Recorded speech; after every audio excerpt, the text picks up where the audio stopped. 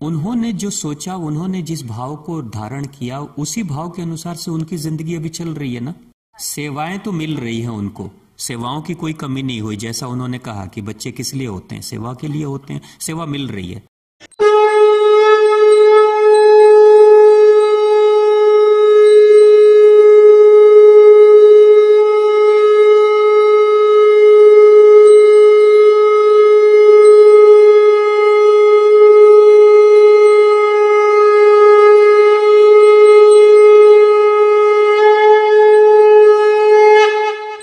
ओम श्री कालिके शुभदेवी सूर्यकूट निवासने रक्षमार्त महामाय विश्वरूपे नमस्तुते।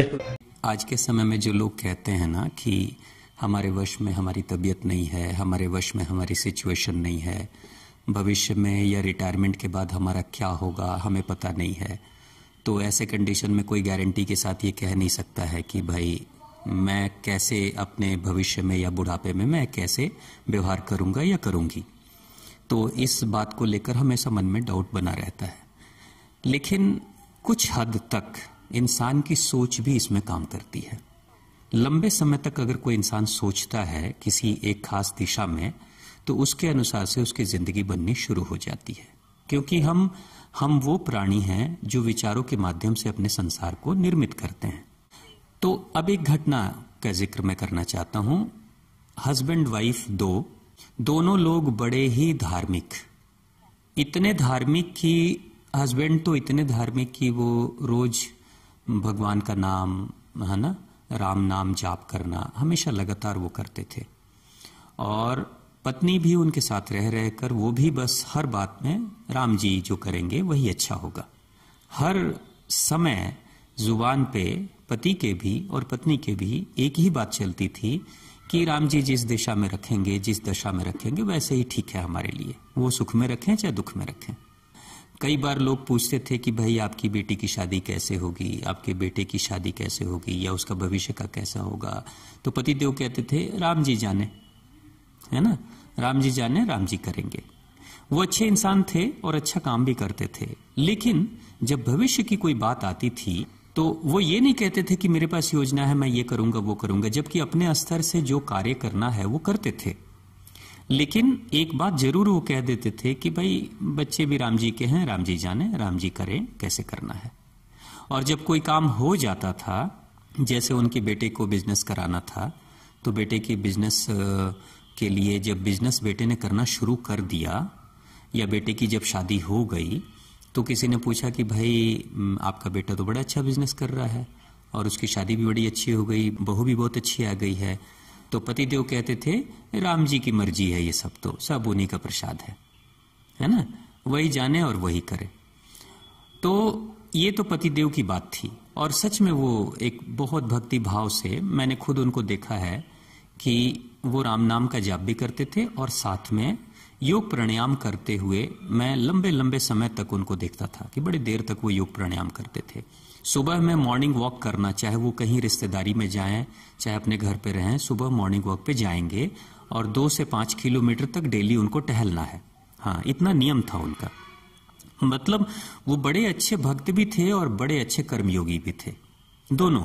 ऐसा भी नहीं कि भक्ति कर रहे हैं तो आलसी हो गए, कर्म भी बहुत अच्छे वो करते थे, स्वास्थ्य के प्रति बहुत जागरूक भी रहते थे वो।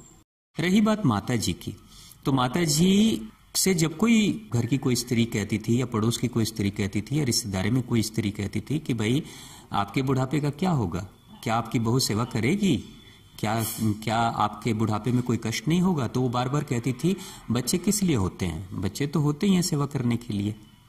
बहू बेटों को तो हम लोग इसलिए तो ये करते हैं ना, पालते पोसते हैं, घर में लाते हैं, यही तो काम है। अब माता जी के मन में ये बात बार बार चलती थी कि बुढ़ापे में ये लोग सेवा करेंगे मेरी। लेकिन बाबूजी उनको बार बार समझाते थे, देखो किसी पे भरोसा मत करो और किसी के ऊपर निर्भर भी मत करो। अगर किसी पे निर्भर होना है तो भगवान पे निर्भर रहो। भगवान जिस दिशा में रखेंगे, जिस दशा में रखेंगे वैसे में रह लेना, क्यों उम्मीद करती हो किसी से, ऐसे बाबूजी कहते थे। लेकिन वो माता जी, अब चूंकि अब आपकी सोच अलग हो सकती है, मेरी सोच अलग हो सकती है, किसी और की सोच अलग हो सकती है, वो कहती थी ठीक है, ये बात तो ठीक है कि राम जी करेंगे, लेकिन उनका कर्तव्य, उनका फर्ज बनता है ना कि भाई हम लोग क्यों पालते हैं पोसते हैं बच्चों को, इसी के लिए ताकि बुढ़ापे में सहारा बनेंगे। तो माता जी इसी सोच को लेकर चलती थी। अब देखो स्थिति क्या हुई, जब बाबूजी की उम्र नियर अबाउट 70 के आसपास हुई, 70 के आसपास में, 70 से भी पहले, तो बाबूजी मतलब वो बार बार स्वास्थ्य को लेकर भी, जब उनकी तबीयत थोड़ी खराब होने लगी और जब वो थोड़े से इलाज वलाज कराने लगे, तो डॉक्टर के पास भी जाते थे तो कहते थे ठीक है राम जी जैसा चाहेंगे वैसा होगा, जितने दिन की उम्र देना होगा, तो वो चाबी भरने वाले भी वही हैं, चलाने वाले भी वही हैं, जितनी सांसें हैं उतनी सांसें तो मिलेंगी ही। और बाबूजी ये भी कहते थे कि मैं किसी पे बोझ नहीं बनना चाहता हूँ, मैं तो चाहता हूँ चलते फिरते ही विदाई हो जाए तो सबसे अच्छी विदाई होती है वही, ऐसा वो कहते थे। और हुआ भी ऐसा कि बाबूजी की तबीयत तो थोड़ी खराब थी, थोड़ी सी उनको मतलब प्रॉब्लम रहती थी, हार्ट वार्ट की प्रॉब्लम, ऐसा दवाई वाई बीपी की खाते थे वो बाद में, नियर अबाउट 70 साल की उम्र में। एक बार की बात है कि वो घर से बाहर निकले, साइकिल से जा रहे थे कहीं पे, और साइकिल चलाते हुए गए और उधर से लौटते हुए, वापसी बाजार से लौटते हुए वो कहीं दुकान पे रुके, थोड़ा चक्कर वगैरह आने लगा, तो दुकान पे रुके, दुकान वालों को बोले कि भाई मुझे थोड़ा चक्कर आ रहा है, तो दुकान वाले ने कहा ठीक है थोड़ा सा आप लेट जाइए। तो वहीं दुकान पे ही जो मेज रखी हुई थी उसी पे वो लेटे, और लेटने के बाद थोड़ी देर तक वहीं लेटे रहे। फिर उन लोगों ने घर वालों को भी बुलाया, घर वाले जब जाते हैं वहां पे तो देखते हैं बाबूजी गुजर चुके हैं, मतलब बाबूजी लेटे, और उन लोगों को लगा, दुकान वालों को लगा कि बाबूजी तो लेटे हुए हैं, लेकिन पता चला बाद में मेडिकल चेकअप हुआ तो पता चला कि नहीं, ये कुछ देर पहले ही गुजर चुके हैं। अब बच गई माता जी, तो माता जी अपने बहू और बेटे के साथ में रहने लगी, और बाबूजी के साथ ऐसा हुआ तो माता जी को बड़ा बुरा लगा, और माता जी ने कहा कि भाई ये तो जीवन भर भगवान की भक्ति उन्होंने किया और ये कैसा भगवान ने उनके साथ किया, ये तो बहुत गलत हो गया। तो जब ये धारणा माता जी के मन में बैठी तो माता जी के मन में जो भगवान के प्रति जो श्रद्धा भक्ति थी वो सारी खत्म हो गई, दोष देने लगी। अब देखो एक बात सोचो जरा कि क्या हम भगवान की भक्ति करते हैं या पूजा पाठ करते हैं तो इसका मतलब क्या हम अमर हो जाएंगे, ऐसा कोई सोच के बैठा हुआ है क्या, या कोई होता है क्या हम कभी न मरे, ऐसा कुछ वरदान दे दो, ऐसा थोड़ी होता है। प्रकृति का तो जो नियम है, प्रकृति अपने तरीके से चलती है। तो उस माता जी को मैंने देखा कि वो धीरे धीरे फिर उनके मन की वो भक्ति भाव और वो सारा भाव भी खत्म हो गया। उसके बाद से पूजा पाठ कौन करता है, फिर उसके बाद से फिर वो पहले भी वो ये कहती थी कि बच्चों को किस लिए पाला है, बच्चों को किस लिए पैदा किया है, बहू किस लिए आती है। तो हालत क्या है उनकी, वो माता जी आज भी हैं, उनकी हालत ये है कि आज वो अपने घर में सोए रहती हैं, बहू काम करती है, बहू बहुत सेवा करती है, बेटे भी बहुत सेवा करते हैं, लेकिन वो हर बार अपने ही बेटे और बहू की शिकायत करते रहती हैं, कमियां ढूंढते रहती है, सेवा करने के बावजूद भी। आज एक तरह से वो खुद अपने व्यवहार के कारण से वो अपने ही अच्छी बहू और बेटे के ऊपर बोझ बन गई है। क्योंकि मैंने उनकी बहू को भी देखा है, उनकी बहू सच में एक अच्छी इंसान है, मतलब रियल सेंस में जो आज की बहुएं वैसी नहीं होती हैं, लेकिन वो वाकई बहुत अच्छी बहू है। लेकिन उसके बावजूद भी जो स्त्री कभी, बहू जो कभी मुंह खोलकर किसी के सामने बोलती नहीं थी, इतनी सीधी सादी, आज वो माता जी के उस व्यवहार के कारण से कभी कभी वो भी बोल देती है। क्योंकि इन्होंने ऐसा, एक तरह से किसी को देखो, किसी की सेवा लेना वो एक अलग चीज है, लेकिन किसी को टॉर्चर करना एक अलग बात होती है। जब किसी को भी इतना भी टॉर्चर मत कर दो, सिर्फ इस नाम पर टॉर्चर मत करो कि हमने तुम्हें पैदा किया, तुमको घर में मैं बहू लेकर आई हूं, तो अब तुम्हारा कर्तव्य फर्ज बनता है कि हम जो बोलें, जैसा चाहें वैसा करें, और तुमको वो सब कुछ मानना पड़ेगा। तो भाई इंसान की सहने की एक क्षमता होती है। तो हालत क्या हो गई है कि उनकी बहू और उनका बेटा और उनके जो नाती पोते हैं वो बहुत मदद कर रहे हैं माता जी की। हाँ, लेकिन माता जी की हालत क्या है, बिस्तर पे ही खाना, बिस्तर पे ही सोना, बिस्तर पे ही सब कुछ, और कुछ न कुछ वहीं से शिकायत करना और बोलते रहना, लोगों को डांटते फटकारते अपशब्द कहते रहना, वो करते रहना, वो कर रही हैं।